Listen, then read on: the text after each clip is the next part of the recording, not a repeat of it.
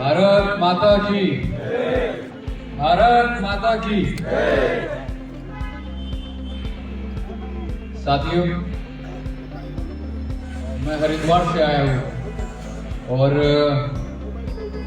27 साल तक 6 बार तक आप लोग सत्ता में रहे हैं यहाँ पे भाजपा। मैं एक ऐसे राज्य से आता हूँ जहाँ पे 5 साल कांग्रेस, 5 साल भाजपा, और ये मिथक भी इसी बार टूटा है मोदी साहब के आने के बाद। तो मेरे को उम्मीद है दोनों हाथ एक बार मुट्ठी बंद करके, दोनों हाथ ऊपर करके मेरा युवा मोर्चा के सारे साथी भारत माता की जय, भारत माता की जय। मंच पर उपस्थित आदरणीय दिनेश भाई, मनीष भाई, हमारे राजकोट महानगर के जिला अध्यक्ष युवा मोर्चा के किशन भाई, और यहाँ पे वरिष्ठ ज्येष्ठ कार्यकर्ता,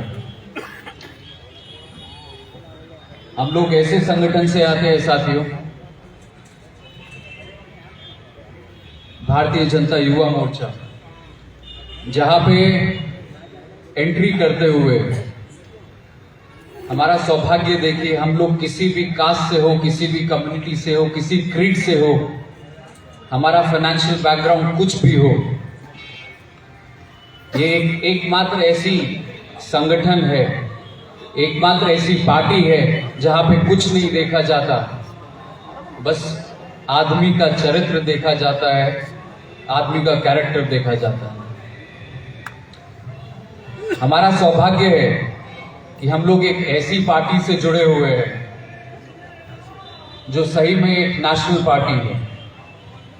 हम लोग नेशनल भी है और हम लोग नेशनलिस्टिक भी है। आप दोनों में अंतर देखिए।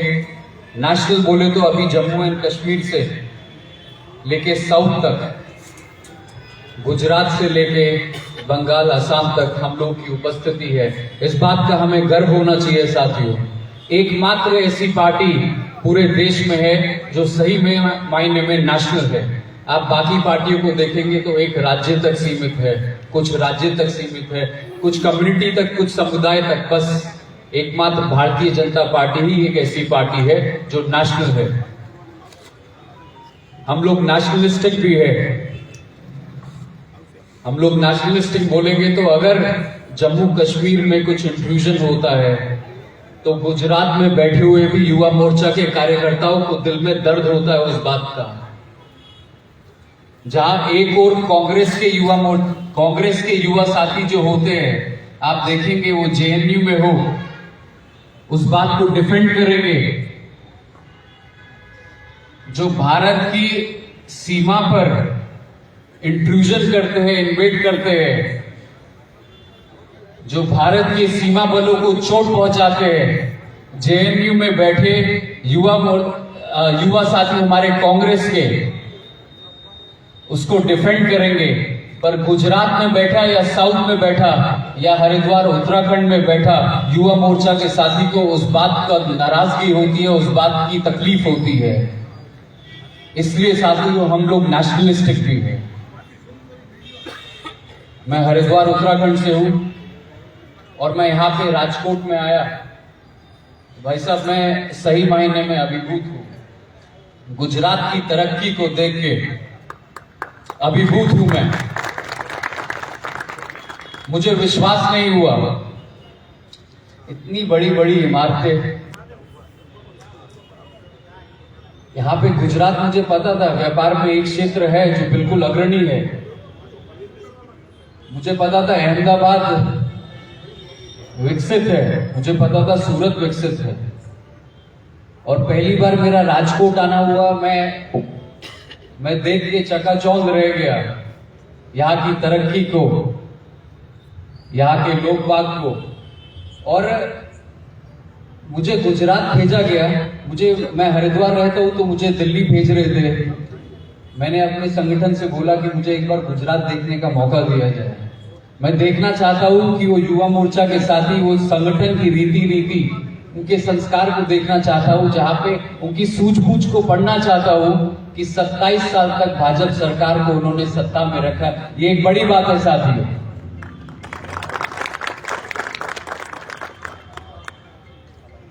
साथियों, अगर हमें गुजरात को पढ़ना है, हम लोग छोटे छोटे थे, मैं न्यूज में देखा करता था, कभी सूरत में 2 दिन का कर्फ्यू लग गया, कभी अहमदाबाद में 2 दिन का कर्फ्यू लग गया। ये आज जो विकास हम देख रहे हैं, मेरे युवा साथी से मैं कहना चाहता हूं किस लिए है। गुजरात के लोग हमेशा से यशस्वी रहे हैं, गुजरात के लोग व्यापार हो या किसी भी क्षेत्र में हमेशा अग्रणी रहे हैं। पर जब तक साथियों किसी भी क्षेत्र में लॉ एंड ऑर्डर मजबूत नहीं होगा तो वो राज्य, वो क्षेत्र कभी भी विकसित नहीं हो सकता। और पहली बार ऐसा हुआ है इतने सालों तक गुजरात में, अब तो ना कोई कर्फ्यू लगता है, ना कर्फ्यू का सी की कोई बात भी करता है। ये लॉ एंड ऑर्डर मजबूत किया तो किसने किया? भाजपा सरकार ने किया, नरेंद्र मोदी जी ने किया। साथियों, अगर हमें भारत को भी पूरा देखना है तो मैं आप लोगों से कहना चाहता हूं, मेरे युवा साथी से, यहां पे आप लोग देख रहे हैं बड़ी बड़ी इमारतें हैं, पर बस मैं जिस राज्य से आता हूं वो एक नया राज्य है। हम लोगों को संगठित हुए अभी 20 साल हुए, पर पहाड़ में ऐसी भी क्षेत्र है, पहाड़ में ऐसी भी जगह है जहां पे अभी स्वास्थ्य की पूरी सुविधा नहीं है, जहां पे मूलभूत सुविधा भी पहुंच रही है अभी। और मैं आप लोगों से कहना चाहता हूं कि हम लोग के लिए गर्व का विषय है कि पूरे भारत के परिप्रेक्ष्य में भी हम लोग देखेंगे तो प्री 2014 और पोस्ट 2014 हमें देखना पड़ेगा। आप लोग कल्पना कीजिएगा साथियों कि हमारे देश में 2014 से पहले हमारे देश के गरीब के पास बैंक खाता नहीं था। मोदी साहब आए, उन्होंने नीति जनधन योजना लागू किया और उसके बाद 50 करोड़ बैंक के खाते खुले। जिस बैंक या बैंक का मैनेजर जो समझता था कि ये बिल्डिंग सिर्फ अमीरों के लिए है और बड़े बड़े इंडस्ट्रियलिस्ट आएंगे और उन्हीं के खाते में खोलूंगा, पहली बार ऐसा हुआ कि किसी गरीब के खाते उनको मजबूरी में खोलना पड़ा, उनको टारगेट दिए गए। और हमें गर्व होना चाहिए कि गरीब के 50 करोड़ खाते खुले हैं। देश में पहले एक कांग्रेस के प्रधानमंत्री हुए, राजीव गांधी जी, उन्होंने बोला था कि मैं 1 रुपए दिल्ली से भेजता हूं तो 75 पैसे रास्ते में निकल जाते हैं। ये बैंक खाते एक ना नियोजन देखिए साथियों, सिस्टम देखिए। आज direct policy transfer, direct benefit transfer की वजह से जो 1 रुपए दिल्ली से चलते हैं, पूरा का पूरा 1 रुपए किसी गरीब के खाते में पहुंचता है। और इसी का कारण है, चाहे हमारे किसानों को 6,000 रुपए मंथली जा रहा हो और आयुष्मान योजना हो, इसी का कारण है, डायरेक्ट बेनिफिट ट्रांसफर का तो कारण है, गरीब के खाते में जितना भेजा जाता है पूरा पहुंचता है। पर आप लोग कल्पना कीजिए साथियों, 2014 से पहले ना बैंक खाता था, ना गरीब के पास मकान था, ना गरीब के पास शौच करने की सुविधा थी। और हम लोगों को हो सकता है कि राजकोट में बैठे हुए साथियों ये बहुत दूरस्थ चीजें लगती हैं, पर हमारे देश में ऐसी भी कई जगह है, ऐसा भी बीहड़ है जहां पे गरीबों के पास सही मायने में छत नहीं है, गरीबों के पास सही मायने में शौच की सुविधा नहीं है, महिलाओं के पास ये सुविधा नहीं है। तो इस चीज को हम लोगों को ग्रांटेड नहीं ले लेना है साथियों। और ये संभव तभी हो पाया जब मोदी साहब 2014 में दिल्ली में आए। ये बहुत बड़ी बात है साथियों, मैं एक विषय और आपके बारे में बोलना चाहूंगा। मैं गुजरात में हूं, मुझे 3-4 दिन हुए यहाँ पे।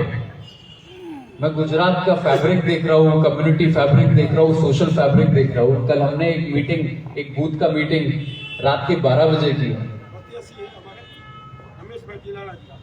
हमारे बीच में हमारे प्रत्याशी रमेश भाई टिलाड़ा जी है।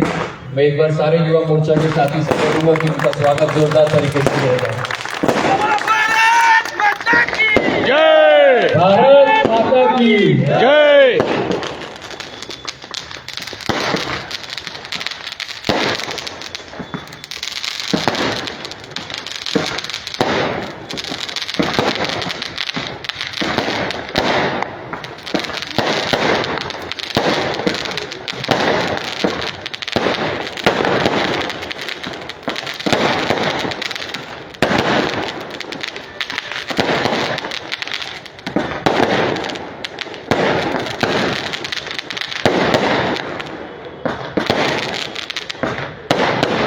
साथियों,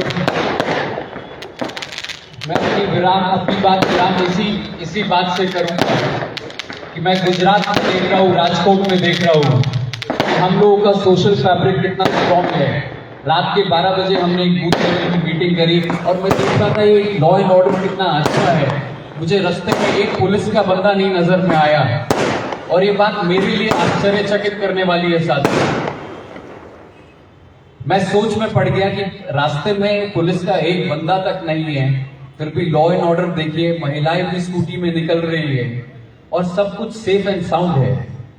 ये कारण इसीलिए हो पाया है क्योंकि आपके राज्य में 27 साल तक भाजपा की सरकार रही है।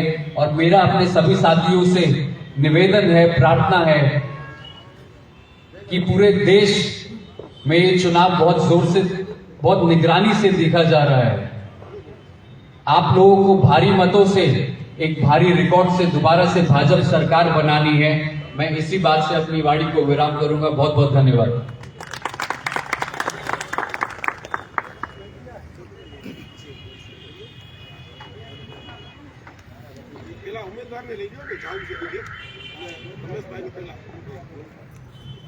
આભાર શેખરજી। હવે મંચસ્થ મહેમાનોને હું રિક્વેસ્ટ કરું કે દીપ પ્રાગટ્ય માટે થાય।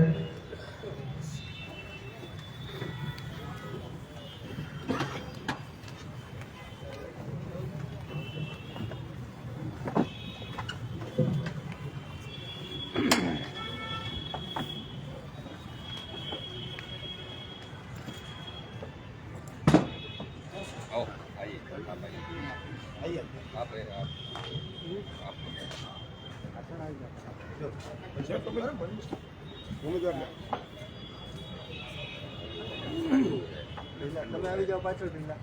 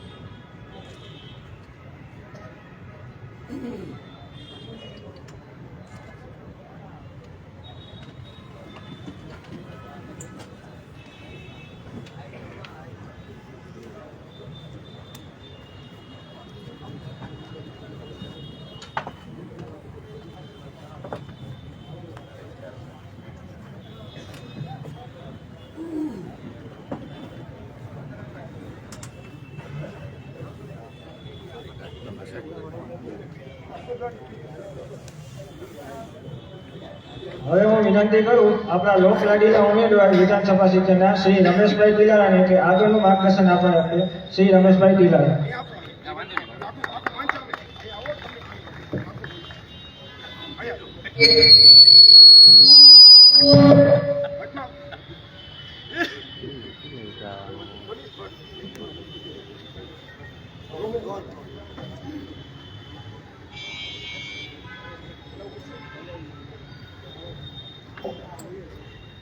भारत माता की जय। युवा भाजप आयोजित આજના આ સંમેલનની અંદર યુપીથી ખાસ પધારેલ રોહનજી, આપણા મનીષભાઈ, દિનેશભાઈ, યુવા ભાજપની ટીમ અને આપ યુવાનો અને ભાઈઓ, આપણા વડાપ્રધાન નરેન્દ્રભાઈ મોદી યુવાનો અહીંયા નીચે બેઠું પહેલા તો ભારતનું ભાવિ ઘડતર છે એમ જો તો કહી શકાય। વડાપ્રધાન નરેન્દ્રભાઈ મોદી પણ યુવાનો માટે ખૂબ બોલે છે, ખૂબ તક આપવા માટેના એના પ્રયાસો હોય છે।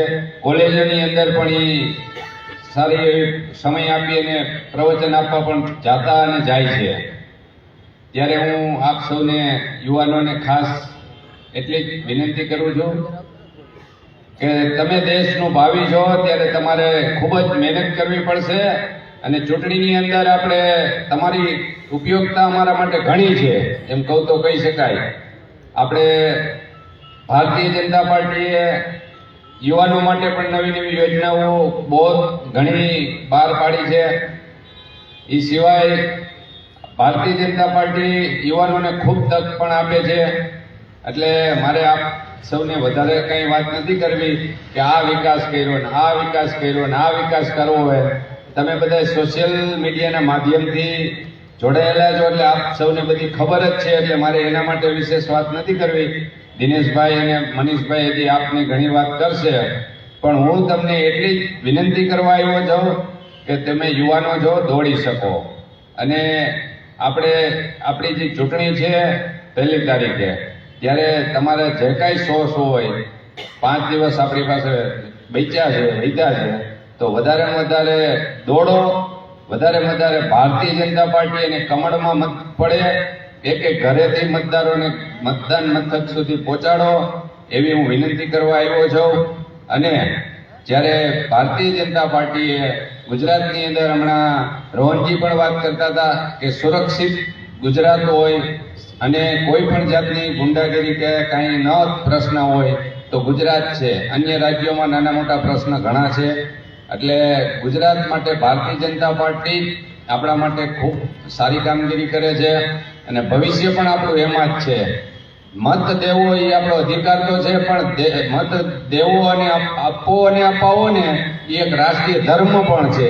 એટલે વધારે લોકોને મત અપાવશો તો એક તમે સારું ધર્મનું કામ કર્યું છે.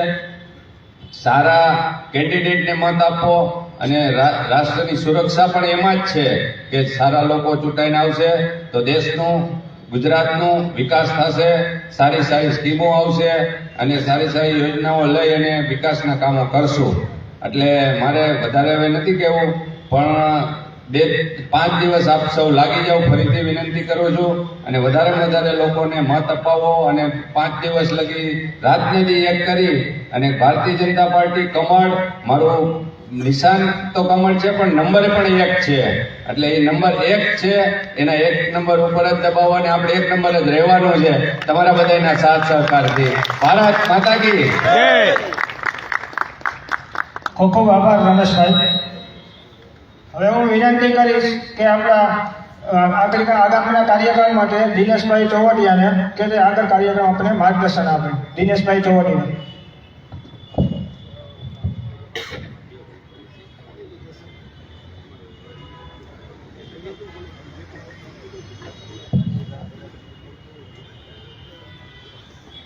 ભારત માતા કી જય. હજી યાર જુવાની હમણાં રમેશભાઈ વખાણ કરતા હતા ને આપણે હજી જય એમ બોલી જાય છે. ભારત માતા કી જય. આપણું મધ્યસ્થ કાર્યાલય બધું સંભળાવવું જોઈએ ને કે મીટિંગ છે. મિત્રો, રાજકોટ દક્ષિણ 70 વિધાનસભા ડિસેમ્બર 2022ની સામાન્ય ચૂંટણીના આપણા ઉમેદવાર રમેશભાઈ ઢીલાડા. રમેશભાઈ આપણી વચ્ચેથી રજા લે છે, એમને અન્ય મિટિંગોના કાર્યક્રમમાં જવાનું હોવાથી યુવા નેશનલ આગેવાન રોહનજી, મનીષભાઈ, યુવા પ્રમુખ અને આપ બધા યુવાન દોસ્તો, આમ તો તમે સોશિયલ મીડિયાનો સૌથી વધારે કોઈ ઉપયોગ કરતું હોય આ દેશમાં અને ગુજરાતમાં તો યુવાનો મિત્રો આપણે વધારે ઉપયોગ કરીએ છીએ. ભારતીય જનતા પક્ષને વોટ શા માટે? આજે હમણાં પૂર્વ વક્તાએ વાત કરી કે 27 વર્ષથી આ ગુજરાતમાં ભાજપનું શાસન છે. 27 વર્ષથી આ ભાજપનું શાસન હોવાનું કારણ મિત્રો કે કંઈક કામ કરતા હશે પ્રજા માટેનું, લોકો માટેનું, ખેડૂતો માટેનું, મધ્યમ વર્ગ માટેનું, તો લોકો મત આપતા હશે. તો આ વખતે ફરીથી રિપીટ કરવાનો આપણો સમય આવ્યો છે.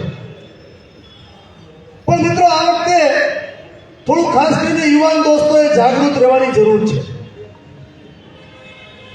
કોંગ્રેસ તો હોય જ છે, પણ આ વખતે એક નવી પાર્ટી બનાવી છે અને એમાં કદાચ આ વખતે થોડા યુવાનો વધારે આમ તેમ ફરે છે. તો આ બધા યુવાનોને મારી વિનંતી છે કે ભાઈ તમે આમ આદમી પાર્ટીને મત આપવાથી કોઈ ફાયદો થવાનો નથી.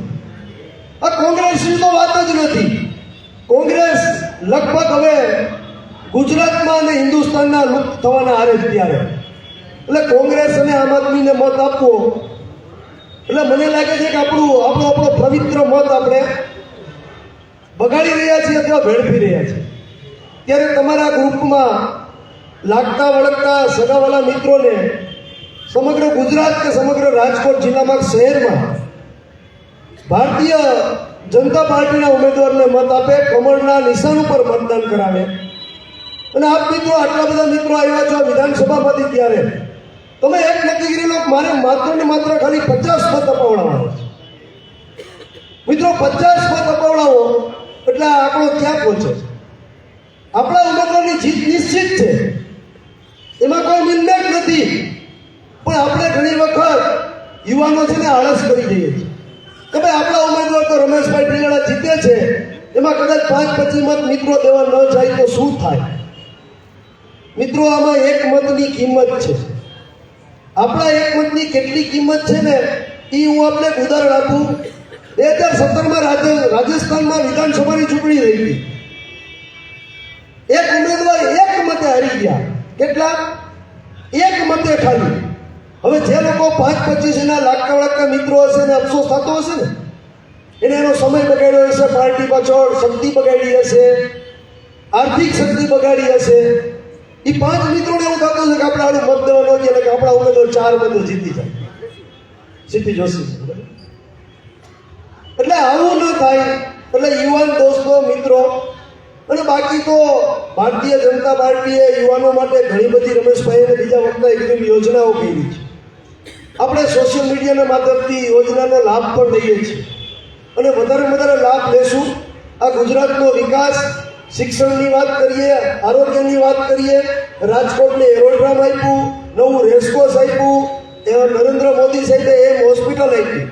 એમ હોસ્પિટલની હજી આપણને કોઈને ખબર જ નથી મિત્રો. આખા હિન્દુસ્તાનમાં 12 થી 13 હોસ્પિટલ છે આખા ભારતમાં. એમાંની એક રાજકોટને આપી છે. ક્યારે આપી હશે? કે રાજકોટની પ્રજા, રાજકોટના લોકો, રાજકોટની જિલ્લાને શહેરની પ્રજા માટે પ્રેમને લાગણી હશે કે ભાઈ રાજકોટની જનતા માટે આ એક આપવાનું છે. એમ્સ હોસ્પિટલમાં કદાચ તમે પ્રાઇવેટમાં જશો ને મિત્રો તો 10 લાખનું બિલ આવશે. ત્યાં તમારું મફત સારવાર થવાની છે. એમ્સ હોસ્પિટલ એટલે મેં આપને કીધું કે એમાં કરોડો રૂપિયાના ખર્ચા કરવાના છે. એમાં લગભગ 2 થી 3 હજાર એક સાથે બેડ હશે. એટલે આવા પ્રોજેક્ટો આ સરકાર બહુ સારું કામ કરી રહી છે, કરે છે અને કરવાની છે. તો 1 ડિસેમ્બરે આપણે વધારે કમળના નિશાન ઉપર મતદાન કરાવીએ, રમેશભાઈ ઢીલાડાને જીતાડીએ. એટલી જ અભ્યર્થના સાથે વિરમું છું. જય હિન્દ, જય ભારત, ભારત માતા કી જય. ખૂબ ખૂબ આભાર દિનેશભાઈ. હવે હું વિનંતી કરું ભાજપ અગ્રણી મહેશભાઈ ભટ્ટને કે તે આગામી કાર્યક્રમ વિશે આપણને માર્ગદર્શક આપે.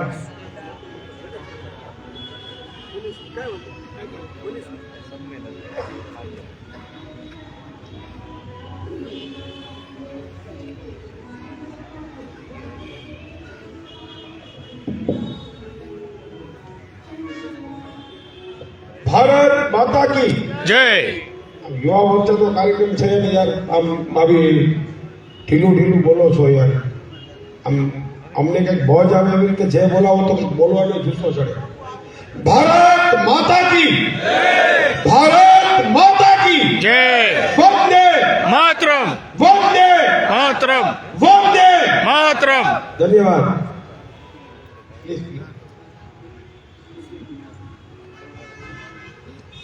હમણાં જ આપણી વચ્ચેથી જેમને રજા લીધી છે એવા આપણા વિધાનસભા 70ના ઉમેદવાર રમેશભાઈ ઢીલાડાજી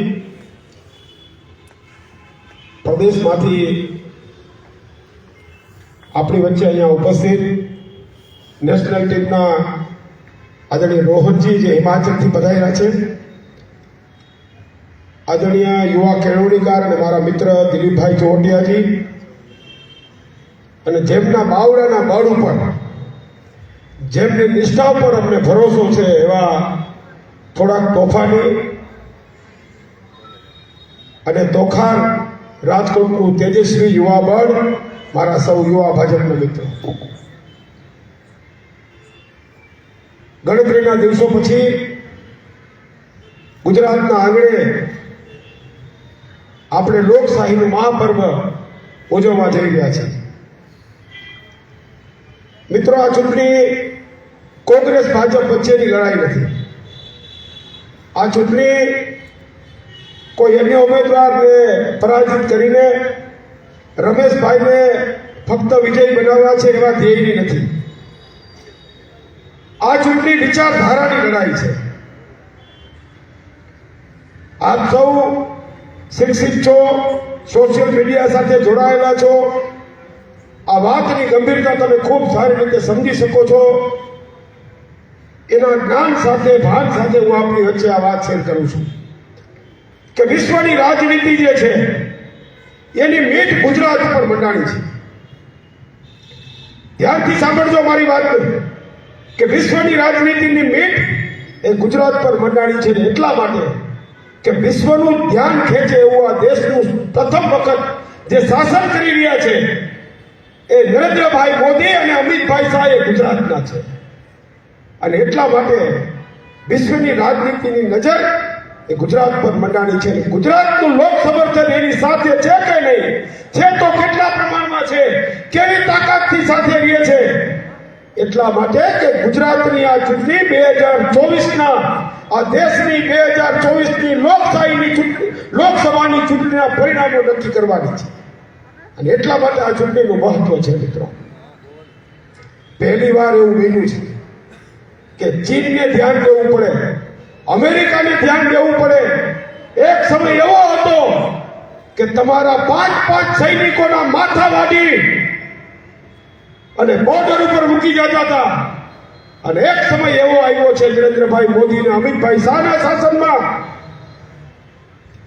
મિત્રો, એવો સમય આવ્યો છે કે આતંકવાદી હુમલો કરવા માટે તમારું ફાઇટર ફ્લાઇટ ગયું હોય, ફાઇટર પ્લેન ગયું હોય અને એમાંથી અભિનંદન નીચે પડી જાય અને એને ખરોચ પણ આવ્યા વગર પાકિસ્તાને બોર્ડર ઉપર એને મૂકવા આવવા પડે. આ તાકાત નરેન્દ્રભાઈ મોદીની છે, આ તાકાત અમિતભાઈ શાહની છે. અને એને સમર્થન આપવાની આ ચૂંટણી હું માનું છું. આ ચૂંટણી ફક્ત ગુજરાત વિધાનસભાની ચૂંટણી નથી, પણ માત્ર ને માત્ર બે ગુજરાતીઓ જે છે કે વિશ્વનું ધ્યાન ખેંચ્યું છે અને ભારતની સાથ દુનિયામાં વધારી છે એવા આપણા ગુજરાતી ભાઈઓના મનોબળ વધારવાની અને તાકાત આપવાની ચૂંટણી છે. હું આપને કહેવા આવ્યો છું કે આ રાજકોટની ધરતી એ પૂજ્ય મહાત્મા ગાંધીજીના પાવન પગલાની પુણ્યભૂમિ છે. આ રાજકોટની ધરતી એ રણછોડદાસજી બાપુના પાવન પગલાની પુણ્યભૂમિ છે. હું મારી વાતમાં કહેતો હોઉં છું કે આ બે બાપુના પાવન પગલાની પુણ્યભૂમિ છે. એક પૂજ્ય મહાત્મા ગાંધી બાપુ જેમણે સ્વરાજ બન્યું ત્યારે સુરાજ્યની વાત કરી. કેવું સુરાજ? એમણે રામ રાજ્યની કલ્પના કરી કે આ દેશમાં કોઈ ભૂખ્યું ન સૂવે, કોઈ છત વગરનું ન હોય, કોઈ સારવારના અભાવે મૃત્યુ ન થાય અને નાના માણસ સુધી એ વિકાસના ફળ પહોંચે, આઝાદીનું ફળ પહોંચે, એ સલામતી અનુભવે. એ પ્રકારનું સુશાસન એ નરેન્દ્રભાઈ મોદીએ આપ્યું છે અને એને સમર્થન આપવાની આ ચૂંટણી છે. મિત્રો, એક યુવાન સંત 125 વર્ષ પહેલા એમને આગાહી કરી હતી કે 21મી સદી એ ભારતની સદી બનશે, 21મી સદી હિન્દુત્વની સદી બનશે. અને જોગાનું જોગ એવું બન્યું છે કે 21મી સદીની શરૂઆત થઈ 2001ના સપ્ટેમ્બર મહિનામાં નરેન્દ્ર નામના એક રાજકીય કાર્યકર્તાએ, એક રાષ્ટ્રીય સંઘના કાર્યકર્તાએ ગુજરાતની ધુરા સંભાળી, ગુજરાતનું મુખ્યમંત્રી પદ શોભાવ્યું અને ગુજરાતથી, સૌરાષ્ટ્રના સોમનાથથી, ગાંધીજીના પાવન પગલાની પુણ્યભૂમિ પોરબંદરથી એક સ્વરાજ્યથી સુરાજ્યની યાત્રાની શરૂઆત થઈ છે. અને એ સ્વરાજ્યથી સુરાજ્યની યાત્રાના સારથી બનવાનું, વાહક બનવાનું હું આપને નોતરું દેવાયું, આપને નિમંત્રણ દેવાયું કે એક મતદાર કાર્યકર્તા બને અને સંકલ્પ કરે. આ સંકલ્પની ઘડી છે. એક સમય એવો હતો કે જ્યારે જ્ઞાતિવાદ ઉપર મત માંગવા નીકળતા કે ફલાણી જાતિનો ફલાણો ઉમેદવાર, ટીકડી જાતિનો ઉમેદવાર. પણ નરેન્દ્રભાઈ મોદીએ જ્યારથી ગુજરાતની ધુરા સંભાળી, આ દેશની ધુરા સંભાળી છે, ત્યારથી વિકાસના નામ ઉપર મત માંગતા થયા છે. અને પ્રજાની વચ્ચે છાતી ફૂલાવીને પૂરી તાકાતથી અધિકારથી આપણે મત માગી શકીએ એ પ્રકારની તમામ કાર્યકર્તાને અધિકાર આપ્યો છે, હક આપ્યો છે કે તમે અમને મત આપ્યા છે, તમે અમને સુશાસન કરવા માટેની એક તક આપી છે, એનો અમે સદુપયોગ કર્યો છે. 50 વર્ષમાં જે નથી કર્યું આ દેશમાં એ અમે ટૂંકા ગાળામાં 8 વર્ષના શાસનમાં અને 25 વર્ષના શાસનમાં અમે ગુજરાતમાં કરીને બતાવ્યું છે. ભાઈઓ, હું નાનકડા ગામડામાંથી આવું છું. મારા પપ્પા અને મમ્મી નાનકડા ગામમાં પ્રાઇમરી સ્કૂલમાં ટીચર હતા. રાતના 2 વાગે અમારું ઘર ખકડતું, ડેલી ખકડતી. મારા પપ્પા ગામડામાં તાલુકા શાળામાં હેડમાસ્ટર હતા. કોઈ આવે માણસ તો ડેલી ખોલે અને પૂછે કે શું હતું અત્યારે, તો કે સાહેબ નાના ભાઈની બહુને ડિલિવરી આવે એમ છે અને છૂટકો થતો નથી અને બહુ તબિયત બગડી છે, તો તમે ભેગા આવો. એ વખતે હું નાનો અને ગામડામાં બહુ ભણેલા ગણેલા માણસો પણ બિચારા નહોતા. તો સાહેબ તમે ભેગા આવો રાજકોટ. છકડામાં એ બેનને નાખી ગાટલામાં હોડાવી અને પુરુષો બધા છકડાની પાળી પર બેસતા. આ કોંગ્રેસના કાળની વાત કરું છું તમને.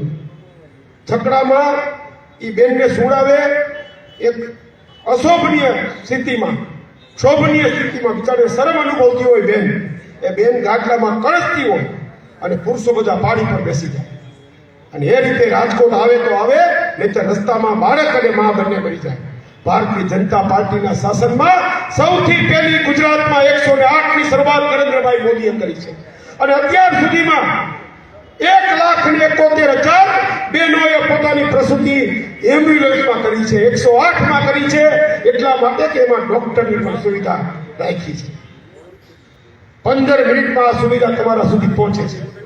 કોઈ પણ ગામડું હોય, છેવાડાનું ગામડું હોય કે હાઈવે હોય, તમારું 15 મિનિટમાં તમારા સુધી આ પહોંચે છે. આ કામના આધાર ઉપર મત માંગવા નીકળ્યા છે. ઘરમાં માંદગી આવી પડે, મધ્યમ વર્ગનો પરિવાર પોતાનું ગુજરાન ચલાવતો હોય, પોતાની ઓછી આવકમાં, એ પ્રકારની સ્થિતિ હોય, કોઈ પાસે પૈસા માંગતા સરવાઈ મધ્યમ વર્ગનો માણસ લાચારીમાં હોય, એ સ્થિતિમાં નરેન્દ્રભાઈ મોદીએ 3 લાખ રૂપિયાનું એક કાર્ડ શરૂ કર્યું, મા અમૃતમ કાર્ડ. અને એ કાર્ડમાં તમે પ્રાઇવેટ હોસ્પિટલમાં ઓપરેશન કરાવી શકો, સારવાર લઈ શકો. એ પછી સ્ટર્લિંગ હોસ્પિટલ હોય, અમદાવાદની ઝાયડસ હોસ્પિટલ હોય કે રાજકોટની ગમે એવી મોંઘી વોકરાડ હોસ્પિટલ, 3 લાખ રૂપિયાનું કાર્ડ ગુજરાતમાં શરૂ થયું.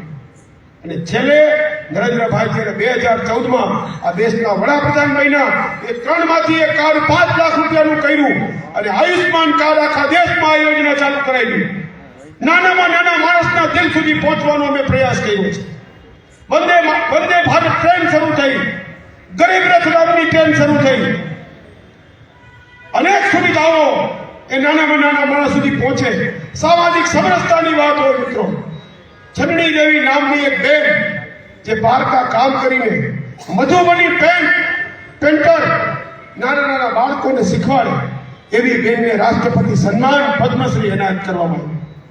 જ્યારે એ રાષ્ટ્રપતિ ભવનમાં જ્યારે સન્માન લેવા માટે આવ્યા, ત્યારે એની આંખમાં પાણી ભરેલા હતા કે કોકના વાસણ માંજીને કોકની ત્યાં પોતા કરતી બેન, જે મધુબની બેન સાઉથમાં બાળકોને શીખવાડે છે, નાની નાની દીકરીઓને શીખવાડે છે, એના કામની કદર, એના સેવાની કદર કરીને એક છેવાડામાં કામ કરતી, એક ઝૂંપડામાં રહેતી બેન રાષ્ટ્રપતિ સન્માન લેવા આવી. એના પગમાં ચપ્પલ નહોતા ભાઈઓ, એના પગમાં ચપ્પલ નહોતા. બિનવારસી લાશોનું અંતિમ સંસ્કાર કરવાનું કામ કરનારા એક રહીમ ચાચા રાષ્ટ્રપતિ સન્માન પદ્મશ્રીથી સન્માનિત થયા. છેવાડાના માનવી સુધી સન્માન પહોંચ્યું છે. જેમ છેવાડાના માનવી સુધી રસ્તા, ગટર લાઇટ પહોંચે, અનાજ પહોંચે, આરોગ્યની સુવિધા પહોંચે, એમ એક મુઠ્ઠી ઊંચાનું સન્માન નાનામાં નાના માણસ સુધી પહોંચાડવાનો મેં પ્રયાસ કર્યો છે. અને એના આધાર ઉપર તમે મારે મત માગવા જવાનું છે. કોલર ઊંચો કરીને કામના આધાર ઉપર મત માગવાનું છે. મને વિશ્વાસ છે રાજકોટના બળ ઉપર, રાજકોટના કાર્યકર્તાના બાવડાના બળ ઉપર, એમની નિષ્ઠા ઉપર મને વિશ્વાસ છે કે તમે ક્યાંય કસર નહીં છોડો. હવે 5 દિવસ બાકી છે. આપણે કહીએ છીએ ને કે 10 દિશા में जाए, दल पे छा जाए, उमड़ घुमड़ सा लहराए. આપણે આપણી જાતને 5 દિવસ માટે આ ભારત માતાને સમર્પિત કરવાની છે. મિત્રો, ભારત માતા વિશ્વગુરુ બનવા જઈ રહી છે કે હમ દિન ચાર રહે ન રહે, तेरे सर पे दुनिया का ताज रहे, माँ तू अजर रहे, अमर रहे. આ કલ્પના લઈને આપણે નીકળ્યા છીએ. આ ભારત માતાને વિશ્વગુરુ બનવા જવા માટે નરેન્દ્રભાઈએ ભેટ લીધો છે. 16 કલાક 17 કલાક આ દેશ માટે આ માણસ કામ કરે છે. ત્યારે એમને તાકાત આપવાનું, એમને બળ આપવાનો અવસર, એમને સમર્થન આપવાનો અવસર મને ને તમને મળ્યો છે. આપણે ક્યાંય કસર નહીં છોડીએ એવો મને વિશ્વાસ છે. મને વિશ્વાસ છે કે રાજકોટમાં એક કેસરીયો માહોલ બનાવીને જે કોઈ ડાબા હાથની આંગળી પર વાદળી ટપકું થશે એનો જમણો હાથ એ નરેન્દ્રભાઈના નેતૃત્વને, ભૂપેન્દ્રભાઈ પટેલના નેતૃત્વને, ભારતીય જનતા પાર્ટીના ઉમેદવાર રમેશભાઈ ખીલારાને વિજય બનાવવા માટે કમાન્ડર બટન ઉપર મત આપીને આ ભારત માતાની જે કલ્પના છે, આ ભારત માતાને વિશ્વગુરુ બનાવવાની આપણી નેમ છે કે આ દેશમાં કોઈ ભૂખ્યું ન સૂવે, કોઈ છત વગરનું ન હોય, કોઈ સારવારના અભાવે મૃત્યુ ન થાય. આ પ્રકારની જે કલ્પના છે એ કલ્પનાને સાકાર કરવા માટે એવા રામ રાજ્ય તરફની આ યાત્રા છે. એ દિશામાં આપણે સૌ આગળ વધવાની આ ઘડી છે. આવો આપણે સૌ સંકલ્પને દોહરાવીએ અને 21મી સદીને સાચા અર્થમાં ભારતની સદી બનાવીએ. એ જ સંકલ્પ કરવાની આ ઘડી છે. આપણે સૌ સંકલ્પબદ્ધ બનીએ. બંને હાથ ઊંચા કરીને મારા સમર્થન, મારી વાતમાં તમે સમજો. નરેન્દ્રભાઈનું સમર્થન કરવું છે. આ વિકાસ યાત્રાના યજ્ઞમાં આહુતિ આપવી છે અને એટલા માટે આપણે બંને હાથની મુઠ્ઠી વાળીને ભારત માતાનો જય જયકાર કરીએ. ભારત માતા કી જય, ભારત માતા કી જય, ભારત માતા કી જય. મિત્રો, ખરા આ દેશ વિશ્વગુરુ બનવા જઈ રહ્યો છે અને વિશ્વમાં ભારતની સાથ વધી છે. એ આયુર્વેદનું ક્ષેત્ર હોય, યોગનું ક્ષેત્ર હોય કે ચીન અને પાકિસ્તાનની હાનમાં સમજવાની વાત. અને એના માટે થઈને મિત્રો ગુજરાતનું જે બળ છે, ગુજરાતની તાકાત છે, એ નરેન્દ્રભાઈને કામ કરવાની પ્રેરણા આપવાની છે, નવું બળ આપવાની છે. અને આપ સૌ એ વિકાસ યાત્રાના સારથી બનો અને સૌરાષ્ટ્રના સોમનાથથી જે યાત્રા શરૂ થઈ છે, સુરાજ્યથી સ્વરાજ્યની યાત્રા, એના વાહક બનીને આપ સૌ આપણા ઉમેદવાર રમેશભાઈ ખીલારાને 1 નંબરના ક્રમાંક ઉપર મતદાન કરીને જંગી બહુમતીથી વિજય બનાવો. એ જ અભ્યર્થના. સૌનો આભાર, સૌને ધન્યવાદ. ભારત માતા કી જય, ભારત માતા કી જય. જય જય કરી, જય જય. ખૂબ ખૂબ આભાર મનીષજી. આજના વિધાનસભા 70ના યુવા સંમેલનમાં આપ સર્વ વોર્ડમાંથી ઉપસ્થિત રહ્યા તે બદલ આપ સૌનો ખૂબ ખૂબ આભાર. ભારત માતા કી જય. વંદે